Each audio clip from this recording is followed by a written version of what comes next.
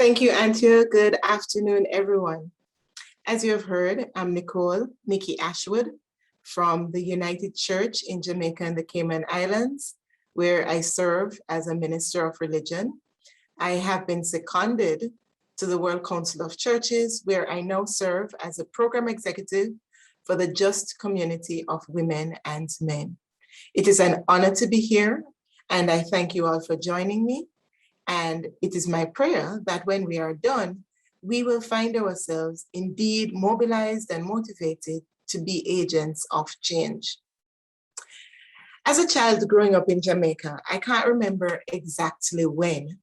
I remember one day saying to those around me, if ever a man puts his hand on me, warn him that it is in his interest to disappear, because I am personally going to offer him the hot oil treatment. Someone said to me, hot oil treatment? I said, yeah. One night when he's sleeping, I'm gonna warm some oil and I'm gonna pour it in his ear, because if you can't hear, then you will certainly feel. Ironically, years later, I was to see my prophetic words become almost fulfilling, not so much from my own experience, but from a friend who had gotten tired of her live-in sweetheart getting the better of her each time they had an argument. And for those of you who are familiar with the British nursery rhyme, Wee Willie Winkie, which says, Wee Willie Winkie runs through the town, upstairs and downstairs in his nightgown. That was the order of the day for them. They would have an argument. He would chase after her. He would be beating her with anything in his possession, and they would make their way to the police station. The charges would be filed. The next day, when he was no longer drunk, she dropped the charges and the cycle would continue. It got to the point where one day he took a machete and he slapped her across her cheek. It so happened that when he slapped her for the entire day, and she was light complexioned, the entire frame of the machete was printed on her face. No one knows for sure whether her response was premeditated. I suspect it was, but that's my perspective. The next day, he was ready and raring to argue with her again, but he did not factor that she had decided enough was enough. She was busy making cornmeal porridge. And when he came up with the hand, down came the cornmeal porridge, all over his face, into his chest, and he landed in the hospital for 3 weeks. Ironically, she was never, ever hit by him again. I remember his relatives arguing that they wanted her to be arrested and her treatment was wrong. And I said to them, I don't recall hearing you speak out when he was hitting her. Did you not see something wrong with the equation then? I can't tell you whether they argued or sought to file charges against her, because they never ever complained about her behavior in my presence. Surprising? Not really. Funny enough, she eventually became a Christian. And the last I heard, she was never hit by any other fellow ever again. And I don't know where she sat or sits with her understanding of God.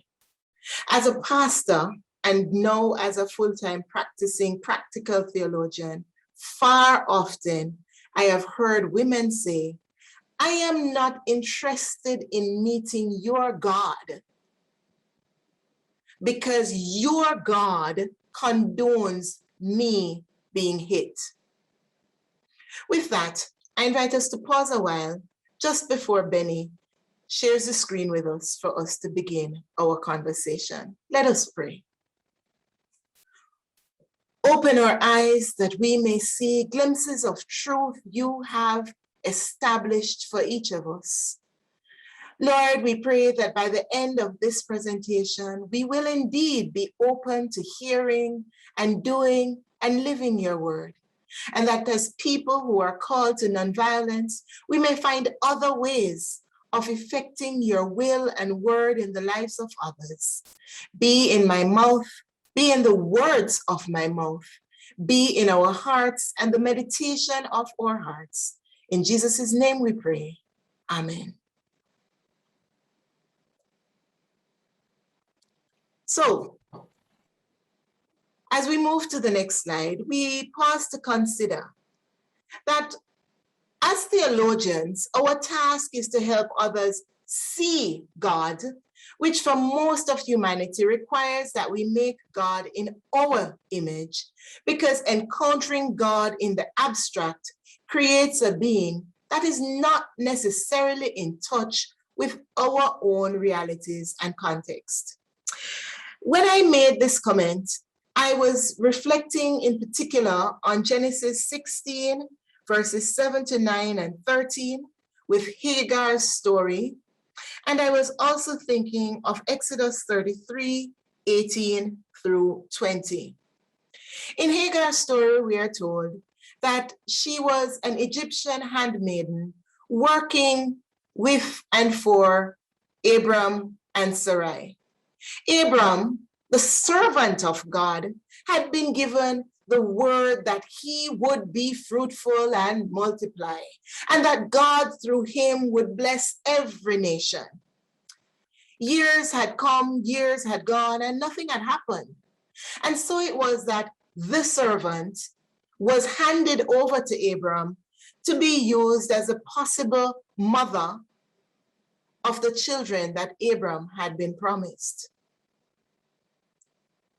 When the child was in conception, Sarai became jealous, justifiably so, perhaps not necessarily justified, and she decided that she would not tolerate the disrespectful attitude of Hagar any longer.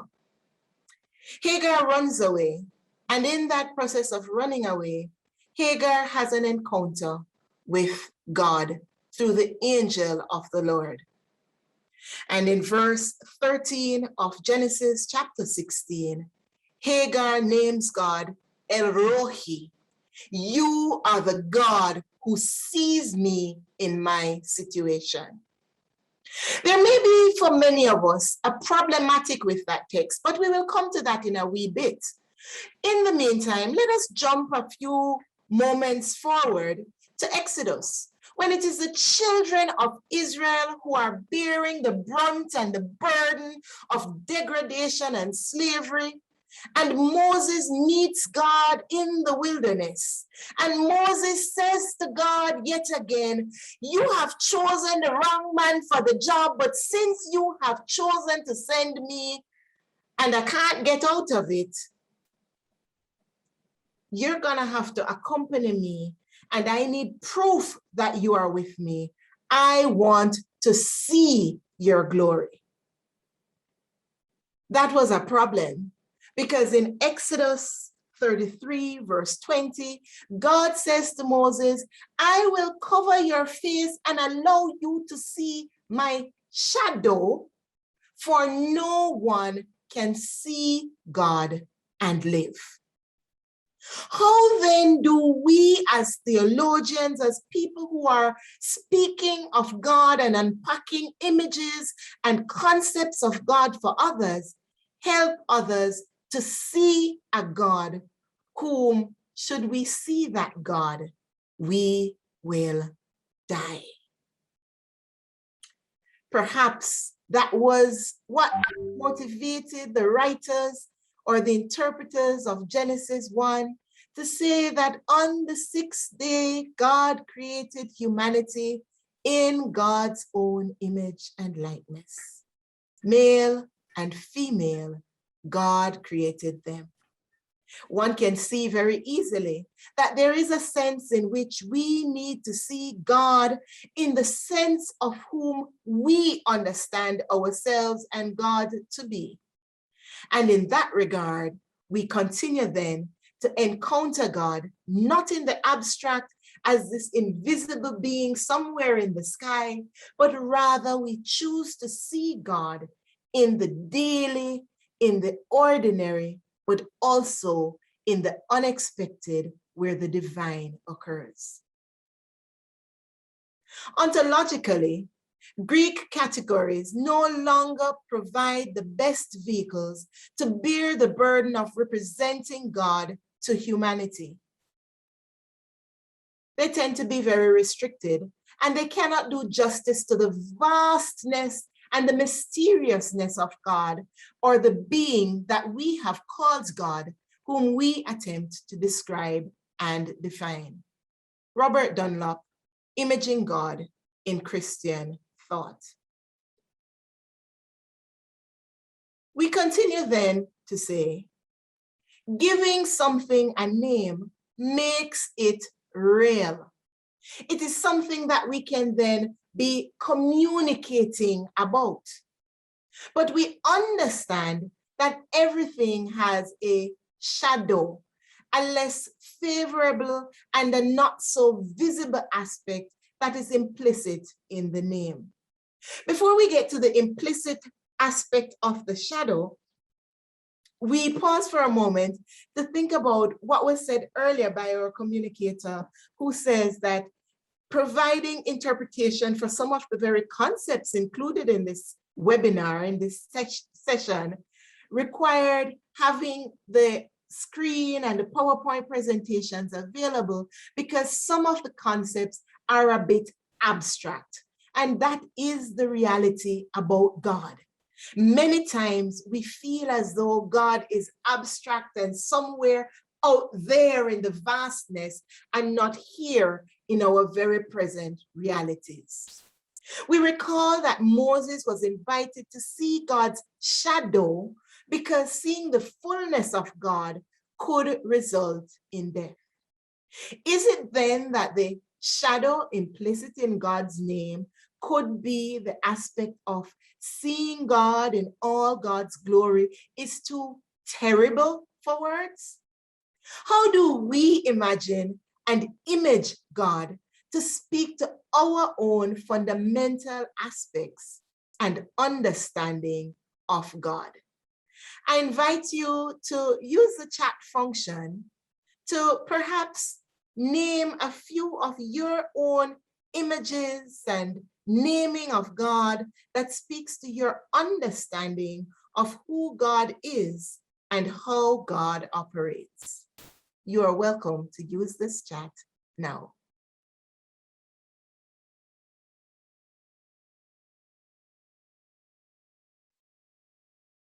While you consider that, let us consider a few quotes related to God. And now I have to put my glasses on because I don't see as well as I used to. God as lover suffers with all those who suffer. God participates in the pain of the beloved as only a lover can. God as a lover takes the suffering into her own being. God feels the pain in his own body in immediate and total ways. And this is from Sally McFaig in Models of God, Theology for Ecological and Nuclear Age. Keith says that God is light and love. Lydia says God is a friend. Benny says, I imagine God as a midwife helping creation to push for life. Can we imagine then that if we tend to image God in our own likeness, there is a sense in which we are also seeing ourselves as light and love. We also are seeing ourselves as friend. We also are seeing ourselves as midwife and being part of God's creative process as we all push for life. What a difference would that make in our own existences and in the existences of those such as Hagar, Sarah, and others who are going through different aspects and levels of suffering in our own reality. And Rebecca says, God is a potter who is continuously molding her. I wonder what creation will be made of you next. Julian of Norwich, very controversial theologian of the 15th century, said, the mother can give her child to suck of her milk, but our precious mother, Jesus, fed us with himself and does most courteously and most tenderly with the most blessed sacrament, which is the precious food of true life. How do we respond to such a bold statement as Jesus as mother? Melanco quotes Chrysostom and Clement of Alexandria by saying, by his loving, the Father became a woman's nature, and the Word, that is Christ, is everything to his little ones, both father and mother. Clement of Alexandria further said, thou art me, Father, thou my mother, thou my brother, thou art my friend, thou my bondsman, thou my steward, thou art the all, and the all is in thee, and thou art, and there is naught else that is, save thee only. For me, that suggests that for Clement, between Jesus, God, and the Holy Spirit, there is a sense in which God is in everything, and the fullness of God can be seen in all that is life and all that dwells here in earth. Just as a woman nurtures her offspring with her own blood and milk, so also Christ continuously nurtures with his own blood those whom Christ has begotten.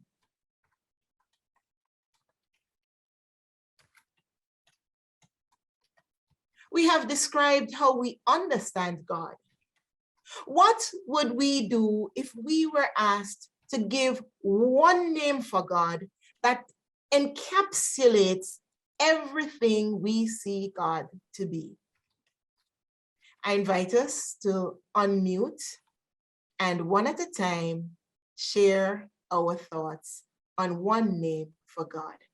And even as Benny seeks to flip to the other screen in preparation of the video we're gonna watch, I would argue that there are those amongst us who would say, using the word Lord is not a comfortable title for God. And this was said by our keynote speaker who opened, because Lord tends to give nuances of patriarchy and oversight that doesn't encourage an equality of relationship, and it encourages the furthering of one being over another and opens the space for abuse.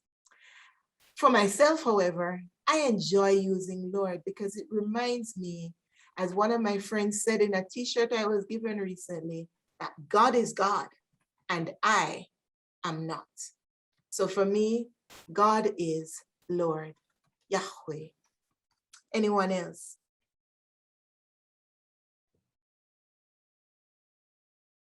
Please, For me, it's don't very be silent. difficult.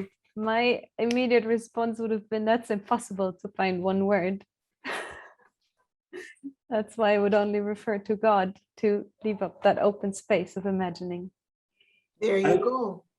And that is a term, because we find that within our context, when we use God, we already have a non-image image in our mind. I remember sitting in Jamaica and listening to an interview with Muta Baruka, who is one of our top dub poets. And a dub poet is one who speaks along a particular rhythm. Very popular, prolific back in the days. And I remember being disenchanted with him thereafter and not being able to listen to him. Because in the interview, they said, so what do you think as a Rastafarian about God? And his response was, God is D-O-G turned backwards. And I was like, sacrilege! You can't do that! How dare you speak about my God as D-O-G because I heard in that expression him suggesting that God, somewhere in the mix, was like a dog. Patricia says that she understands God to be all merciful. And there's something very precious about referring to God as all merciful, because it suggests that every time we mess up, God is there to wash us off and be with us once again. We also understand in God being all merciful that when something happens to us, God in God's mercy is there to be with us on that journey. Ruth says God is key, spirit, essence. And I would suggest, and please correct me, Ruth, that would suggest that God is intangible. We can't quite put our hands on God, because whatever we try to put God into, God is bigger and more and something else beyond that. Eva says that God is creator, not as a term to be understood in the past form, but still creating today. And isn't that what Yahweh means? God was, God is, God always will be. I am that I am. Similar thoughts as Benny. That's quite fine, Eva. We all are responding, and we're all open to our own version or interpretation of it all. Rebecca says traveler. And on that note, I'm going to invite us to hear a very humorous conversation between Archie Bunker of All in the Family fame and his son-in-law. Did we understand the nuances of that video clip? I thought it was just an interesting way to help us to think through how we process or don't process God. And when we think about my argument with Muta Baruka, for example, we see some of that coming through. So, what was your first experience of God? Benny, if you might share that slide. Story, we are told, was a traditional source of theology, which was superseded by analytical and deductive forms. So we are told that in the beginning, people used stories to share their traditions, to share their culture, and to share their understanding of God and all that was inexplicable within the context of one's reality. Consider the following texts. Genesis 1:1. In the beginning, God. I remember one of our seminary professors back in Jamaica argued that for him, the moment you can say that in the beginning there was God, we are on the way to start a conversation. If we can't agree that God was there at the very beginning, he's not interested in taking the conversation further.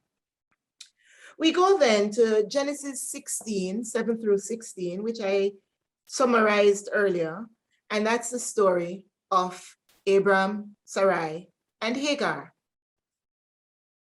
In Genesis 16, 7 to 16, it says, the angel of the Lord found Hagar beside a spring of water in the wilderness, along the road to Shur.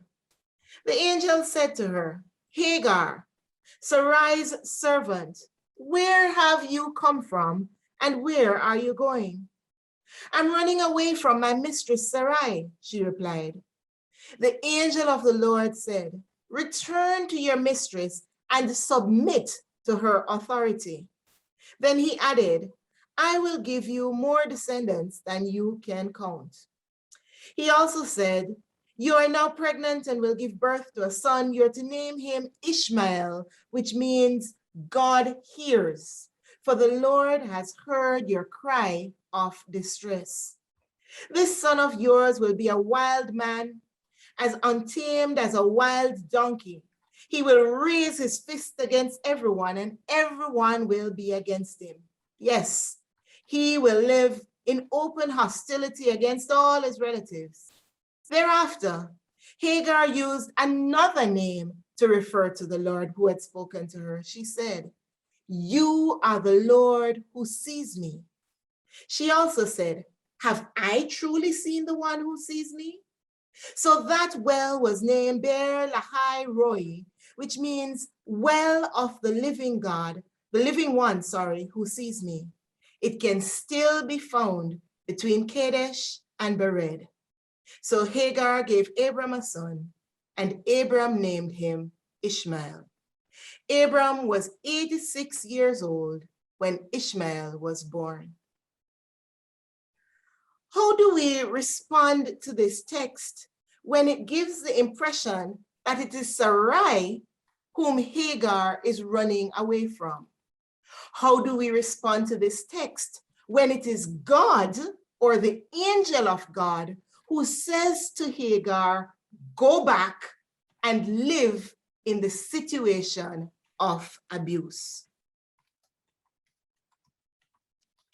How do we explain or introduce God to someone who has never met God before? And Genesis 32, 22 to 32 speaks about Jacob's experience with God.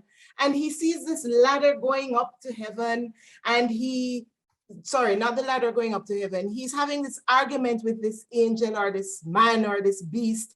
And after fighting all the way until daybreak, Jacob insists that he is not going to stop fighting until he wins.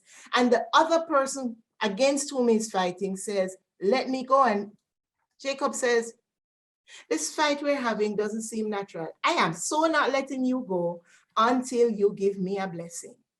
And in that moment, the angel reveals that the angel is God. The angel renames Jacob as one who wrestled with God. And Jacob renames the place, having had the experience with God. And he calls the place Peniel, the face of God. What does it mean then for us when we are obliged to introduce God, not just to someone who had never met God before, but to someone whose experience of God and theology in their normal understanding has been a life of abuse? Any responses?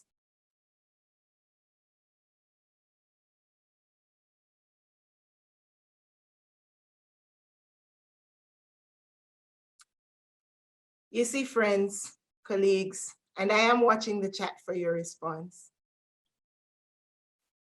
Sometimes this business of speaking God and speaking peace becomes a challenge in our world because it is hard, ultra hard, to help folks to understand a God who seems to be on the side of the oppressor. And so we hear, for example, of Elie Wiesel saying in the midst of the Holocaust experience on the way to Auschwitz from where he escaped, saying, I'm done with you. If you are God, I am done with you.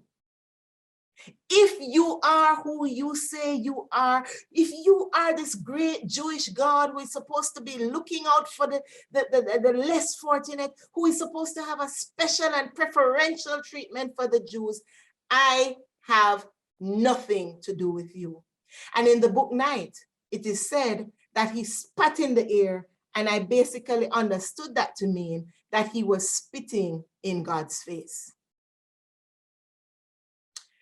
Fratheim, a theologian in the US, argues that God suffers along with us.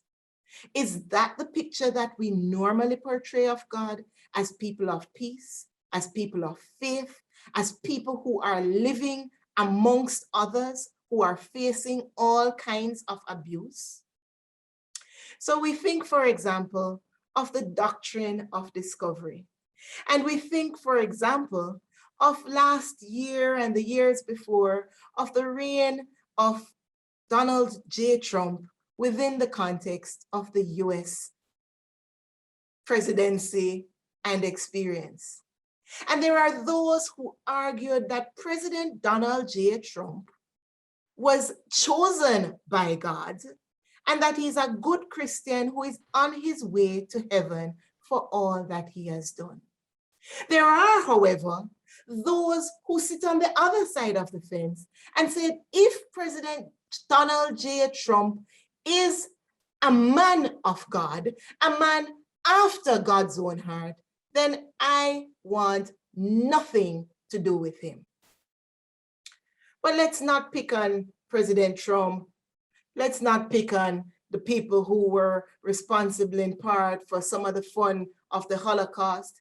Let's go back in history and think about this well-known, most beloved leader of the Israelites, David. David has offered us several names for God. Yet, one day when he was where he was not supposed to be, David saw one lady washing after her season of uncleanness, and David rewrote Psalm 23. And in his rewriting, David said, "The Lord is my shepherd. I see who I want." And David sent for Bathsheba. And in the process, David committed adultery, David committed murder, and yet David is referred to as a man after God's own heart. Someone in the chat is saying it's 2 ways to get confused about the God talk, and now I have to open the chat wider, that it is really interesting because it relates to our imagination of human relationships, the continuity and the likeness of God as love, and the discontinuity and unlikeness. Benny, be at the worship service tomorrow and we'll speak some more about that in the sermon. It is easy to get them confused, and it is easy, as Benny is suggesting, for us to not just get them confused, but to get ourselves confused.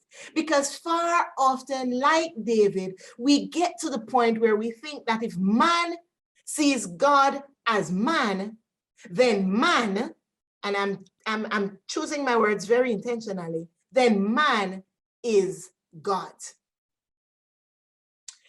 And so we continue with the slides to say that in arguing that humanity is made in God's likeness, it follows that we are made to bear God's image in the world.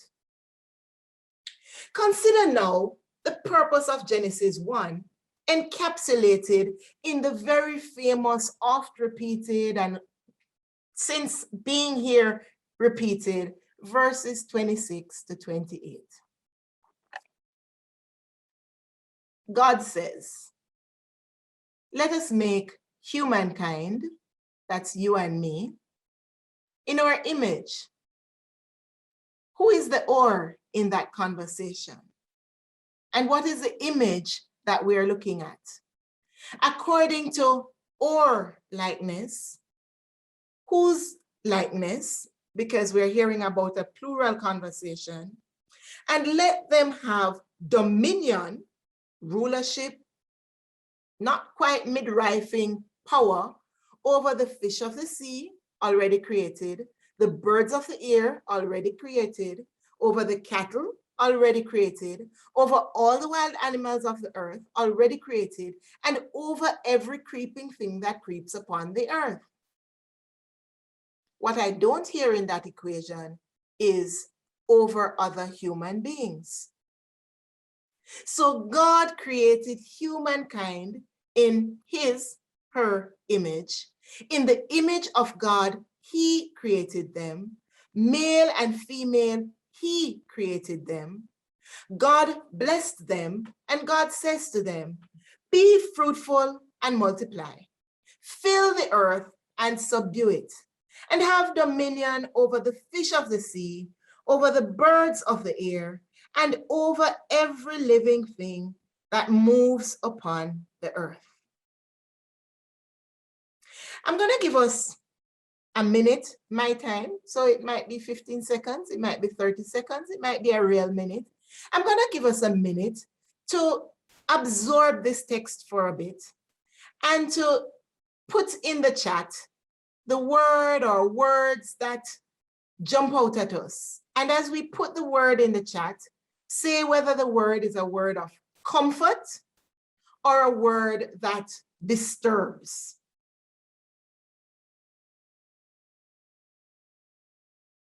And so I'm going to read it one more time, but feel free while I'm reading to start posting in the chat.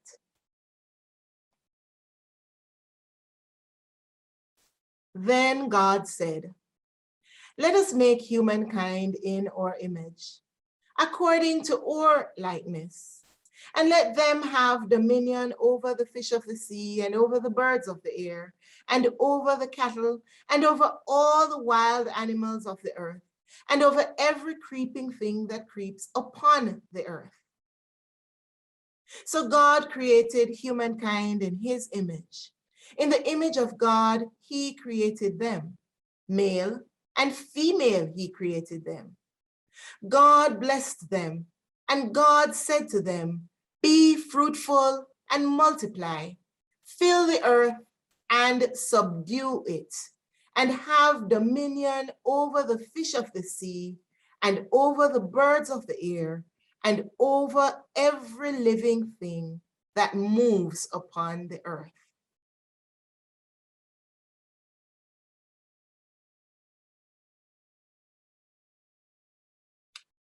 Benny says, comfort, humankind as a whole represents God, not just a particular elite group.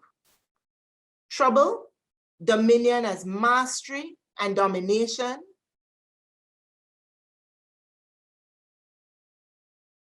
Naomi suggests that speaking peace takes a lot of courage, especially in this season, especially for folks who feel powerless and where trust of others in one society is minimal.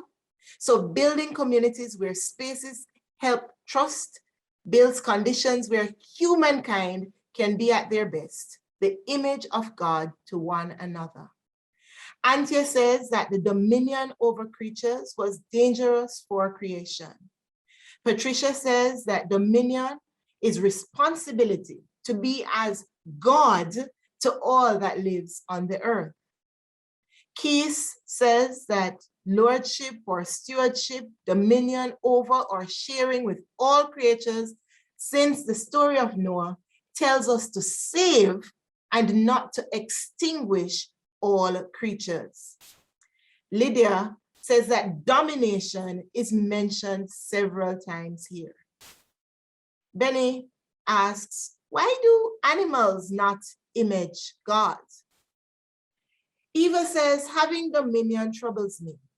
I think we can see the effects of what humans can do when we have dominion. Rebecca says, trouble, human being the superior creation. Ruth says, dominion is extractivism and unwise exploitation.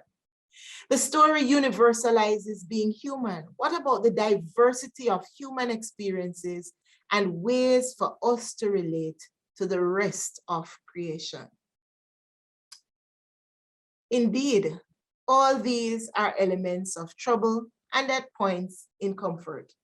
So we revisit the text, and I invite us, as the text is placed again on the screen, for us to count how many mentions we have of God as He, how many mentions we have of dominion or subjugation, and who and what is being subdued in the text. Benny, over to you. Sorry, That's fine. I had the large screen, my bad. So we have dominion over cattle, and it's implied for the fish, the birds, and the wild animals, and every creeping thing. So there are 5 things that we are dominating. And then God creates humans in his image. So for some of us, the question then is, if God is creating humankind in his God's image, are females not in God's image? In the image of God, he created them, even though prior God was speaking about us and our. And God blesses them. And God then says, fill the earth and subdue it. Second mention of dominion. And it's the earth that is to be subdued. And that humanity is to have dominion over the fish and the birds and every living thing that moves. Is it then that we have taken some understanding of God to suggest that we have been given carte blanche as humans, as in perfect permission to go out and do and be? And yes, Benny, I agree that it is not all of us. And that is where you and I come in. Because if it isn't all of us, then those of us who understand the text differently are obliged to help others to see God in a different way. Keys, I agree that that is pluralis majestis, but why then do we move from pluralis majestis, God, our image, to God creating humankind in his singular male image? It does already suggest that there is one that is not in God's image. Not always interpreted by others, but I do believe that there are ways in which understanding God in this kind of interpretation perpetuates the myth that males are in charge and therefore gives permission to treat and dominate at will. So, if we were to draw a picture of God, what would God look like?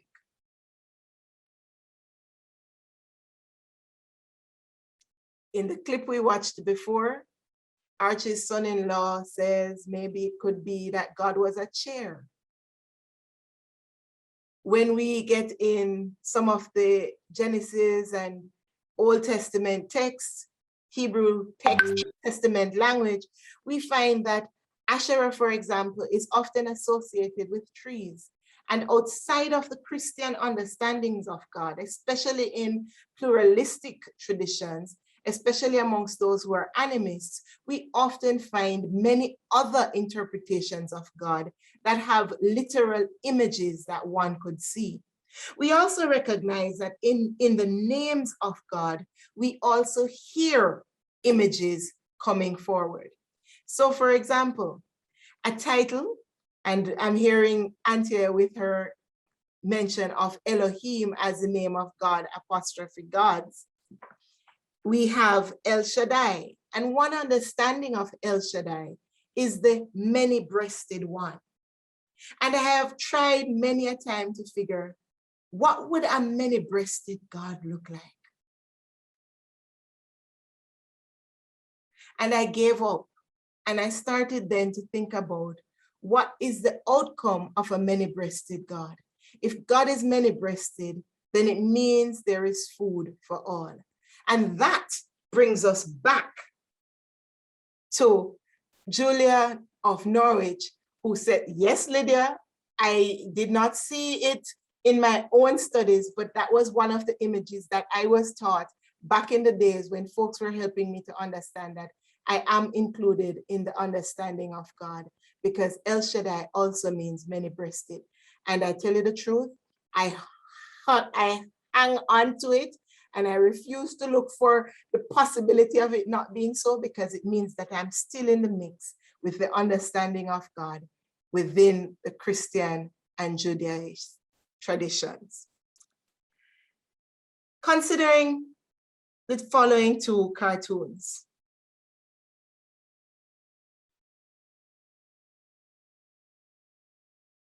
And this is a conversation between God and one of God's workers. And God is saying, they think I made them in my image. And here we see God looking like a cross between an amoeba, a UFO, a monster, and a tree. And God is saying, how did they come to that conclusion that I am like them? I don't look like God. And the servant says, well, maybe it's time for another personal appearance. It's been a long time, ma'am. And God says, oh, I really hate these things. And then there's the other cartoon that asks, why is it that we are not invisible? And that brings us back to the earlier question in the chat that says, why is it that only humans are made in God's image? I don't know if they're only humans being made in God's image, because the notes we have only report the conversations between God and us. But if God spoke through a donkey, hey, it is possible, for no one has seen the face of God and lived to tell the tale. So we don't know. And so we continue. The image of God defines what and who we are, as well as our calling in God's world. The image constitutes both our constitution, what we are called to do, and our function, our being, and our doing. A copier exists to make copies. That is both what it is and what it does. That's on the next slide, Benny. As image bearers of God, human beings are copying, reflecting, imaging creatures. It tells us what we are and why we exist in God's world. The analogy of the copier allows us to see both the structural and the functional reality of our being made after the image of God. And that comes from Michael D. Williams' First Calling. How do we respond to that quotation?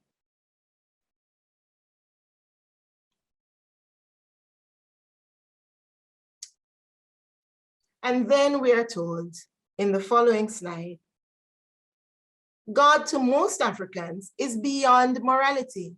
That is, capable of good and evil. And God can wreak vengeance on both the guilty humans and spirits. And this comes from Margaret Omega Dusso.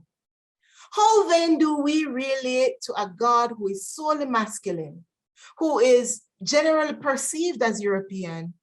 And what then does it mean when we see God in that way, which often understands God as man and man as God, and renders races and people invisible?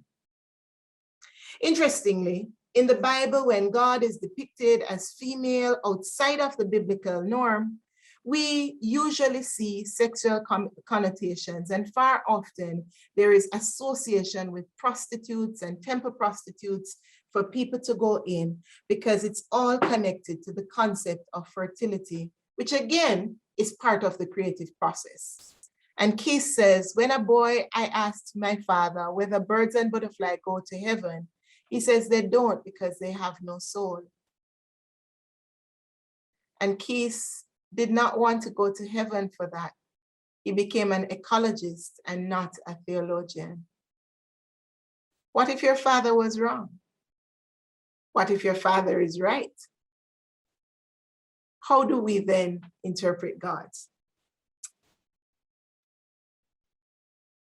Phyllis Tribble, in the next slide, has a package of work called Texts of Terrors, which mentions stories in the Bible that are generally oppressive, which portray God and faith in harsh, abusive ways.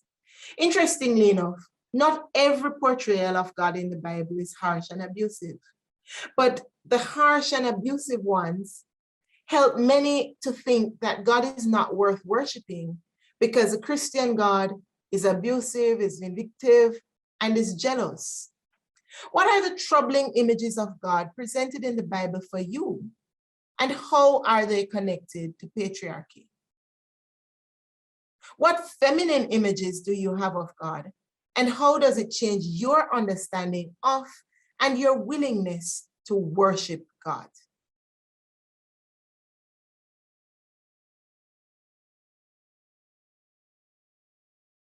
For me, one of the uncomfortable images of God is a totally vengeful God, as presented in the book of Judges, when entire countries of people are just wiped out.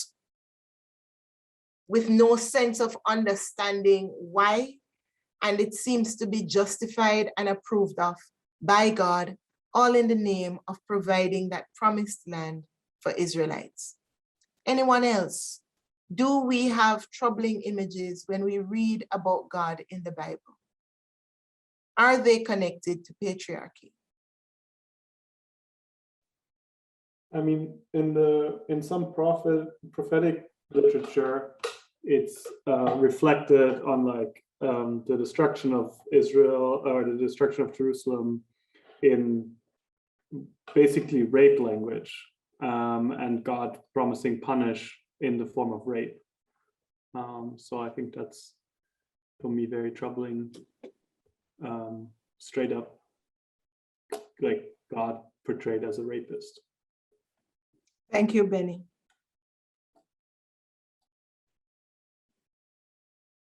How do we cope with that? I remember once someone asking, so if God is male and we all are the bride of Christ, why is polygamy a problem? Isn't God polygamous?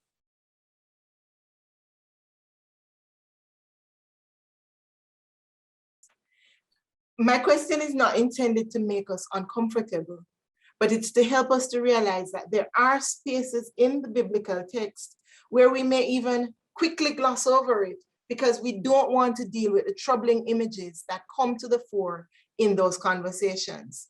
So for example, in Judges, the last 3 chapters, we are told not so much of God being the rapist, but we are told of the rape of the Levite, the man of God's concubine. And I've always wondered, why was she a concubine and not a wife? Is that telling us something about where she stood in the scheme of importance? I also asked, why is it that she was obliged to go back to her father's house? Is it that she was living an abusive life under this man? But that's for another day. And in the text, we are told that after the Levite finds her at the doorpost, perhaps passed out, perhaps not, he hacks her in 12 pieces and he sends each tribe of Israel a piece of her body. And my issue is, was she re-traumatized and re-abused in the act of being hacked, whether she was dead or alive? But then we're told that the wise elders, after the massacre of the Benjamites, goes on to come with this idea. Oh, when the women are having their nice party, lay in ambush, and when they are just about drunk, capture them and take them as your wives.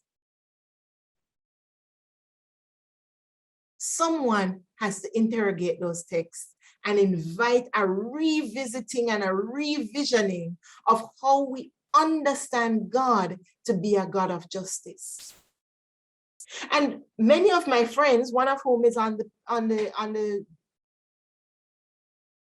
workshop with us, Rebecca, would argue they have a problem with Hagar being told, go back to Sarai, who is abusing you, because she is your mistress.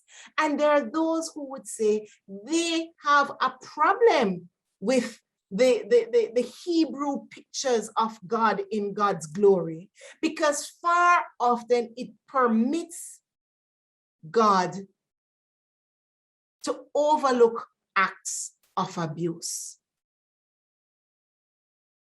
Patricia, I really tend to agree with you that it does portray in the book of Judges what happens when a society loses its moral compass. The challenge is that far too often in our current society, we see that this is perpetuated.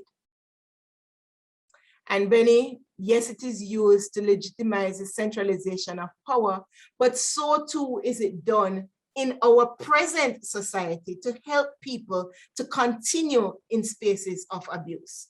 But just in case we think it's all about the Old Testament, let's jump to the New Testament, or the Christian element of the text, where Paul says to us, oh, you servants, be obedient to your master. What's up with that?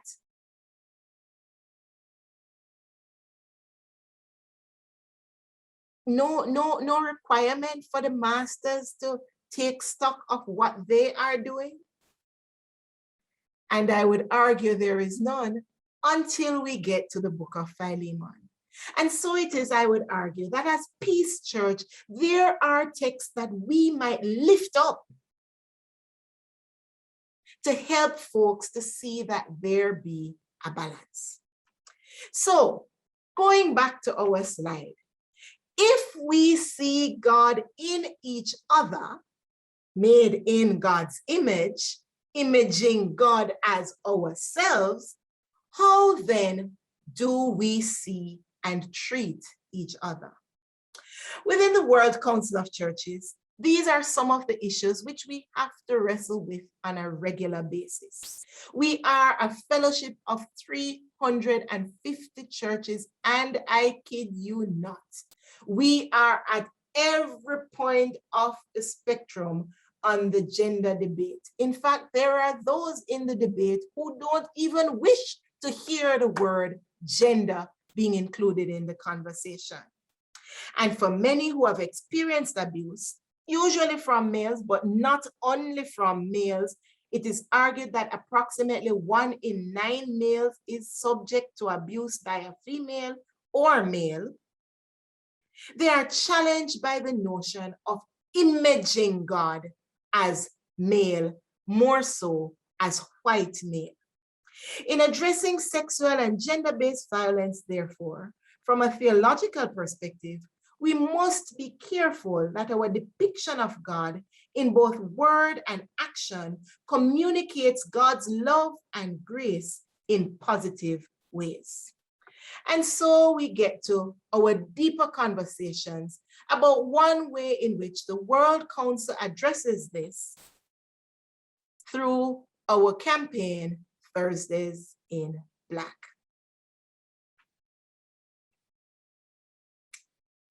The Thursdays in Black campaign is one way that we can start to explore ways of presenting an egalitarian image of God and to advocate for a world without rape and/or violence. Through this campaign, we are saying we're not only created in God's image, but because we see each other being created in God's image, we pledge to affirm the rights, the agency, and the dignity of the other. Antia mentioned her involvement in the Decade of Churches in Solidarity with Women, and coming out of that decade, we found that there were 4 different strains of conversation and activism occurring in Latin America, in Europe, in Israel, Palestine, and in Africa, where campaigns at the grassroots level and protests insisted that, like Hagar, women ought to be seen.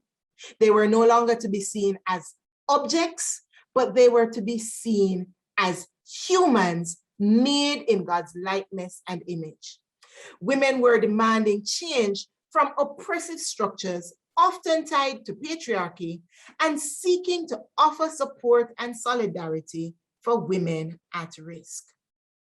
We continue then to ask what it is that we do in the Thursdays in Black campaign. It's a campaign of solidarity, resilience, resistance. We wear black to affirm the worth and dignity of those who have been victimized. 1 in 3 women, 1 in 9 men. And those are amongst the reported cases. We know, for example, that during the lockdown of COVID, the numbers skyrocketed. In Kenya, over 2,000 students were impregnated within the first 6 months of the naming of COVID-19 as a global pandemic. In Indonesia, there were at least 500,000 women who were impregnated within the first 3 months of the global pandemic. We wear black as a sign of resilience, to recognize those who have withstood their oppressors and continue to fight. And yes, even as Peace Church, there are times when we need to fight. And the word says we do not wrestle as others do, we do not fight as others do, but we use the weapons of God to challenge oppressive structures and anything that seeks to rise itself above the mindset and the knowledge of Christ. So wherever there is a situation that seeks to suggest that it is God or it is above God, where it seeks to dominate and oppress, we have the right to fight back with the weaponry of God. We also wear black as an act of resistance to stand against violence in any form, in word and or in deed, and to say that we are actively advocating to do differently, to live life in fullness, as per John 10:10, and as true reflections of God's love. How do we do this? Through Bible studies, liturgies, pilgrimages, webinars such as these, establishment of Thursdays in Black ambassadors. We have a team in Africa called Thursdays in Black Game Changers, social media posts, training seminars, collaboration for intervention, support, and the list goes on. So for the campaign, we invite you to pause in recognition of those who have been victimized by rape and gender-based violence, to pray for the victimized, for survivors, for perpetrators, and those who have been impacted by sexual and gender-based violence, to pledge to be the difference that our world needs at this time, to post pictures of ourselves and the reasons why we are with this campaign on a Thursday wearing black, and to participate or prepare activities, Bible studies, liturgies, workshops to end sexual and gender-based violence and any other form of violence. Friends, the opportunity for change begins with you and me. The time for change is now. As we seek to consider images of God in our world, may we, in our lives and lifestyles, project the best image of peace and nonviolence to others. Thank you.